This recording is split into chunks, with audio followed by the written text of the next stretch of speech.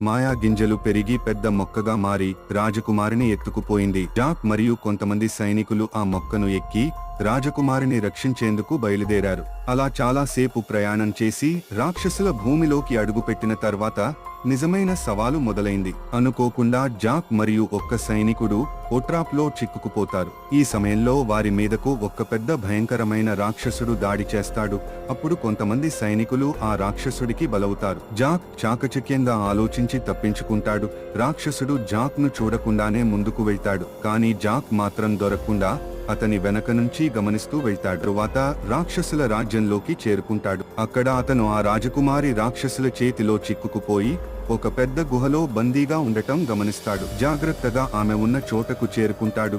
ఈ సమయంలో జాక్ తో పాటు వచ్చిన ఒక్క మంత్రి ఆ రాక్షసులను నియంత్రించగల శక్తి ఉన్న కిరీటం ధరించి వారి రాజ్యంలోకి వస్తాడు. వీడియో నచ్చితే ఛానల్ సబ్స్క్రైబ్ చేయండి.